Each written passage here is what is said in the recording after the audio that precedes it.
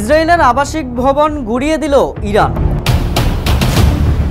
ইরানের হামলায় ইসরায়েলি শহরের মধ্যাঞ্চলে ব্যাপক ক্ষয়ক্ষতি হয়েছে।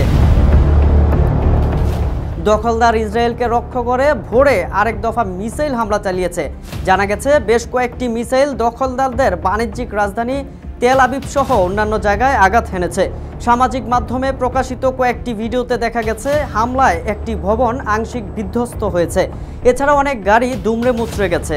এসব হামলা চালিয়েছে ইরান। ইরানের হামলায় হওয়া ক্ষয়ক্ষতি সব প্রত্যক্ষ করেছেন সিএনএনের একটি দল।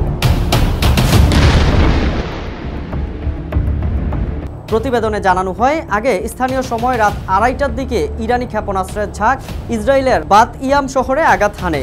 সংবাদ মাধ্যমগুলো জানাচ্ছে সর্বশেষ হামলায় অনেকেই হতাহত হয়েছে, যাদের হাসপাতালে নিয়ে যাওয়া হচ্ছে। ইংরেজি সংবাদ মাধ্যম টাইমস অফ ইসরায়েল জানিয়েছে, ইরানের সর্বশেষ হামলায় একাধিক মিসাইল মধ্য ইসরায়েলের বিভিন্ন জায়গায় আঘাত হেনেছে। সেখানে উদ্ধারকর্মীরা যাচ্ছেন। সিএনএনের একটি দল হামলার পরের ঘটনা প্রত্যক্ষ করছেন এবং দেখছেন কিভাবে ভবনগুলো ধ্বংসস্তূপে পরিণত হয়েছে। ইরানের হামলাগুলো একটি আবাসিক ব্লকে আঘাত করেছে বলে মনে করা হয়, যেখানে ভবনের ধ্বংসাবশেষের মধ্যে শিশুর খেলনা পড়ে থাকতে দেখা গেছে। সিএনএনকে ইসরায়েল পুলিশের আন্তর্জাতিক মুখপাত্র ডিন এলসডান জানান, উদ্ধার প্রচেষ্টা এখনো চলছে। ধ্বংসস্তূপের নিচে লোকজন আটকা পড়ার আশঙ্কাও করছেন তারা।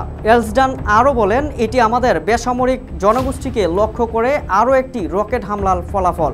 তবে শহরে হতাহতের সঠিক সংখ্যা জানাতে অস্বীকৃতি জানিয়েছেন পুলিশের এই মুখপাত্র।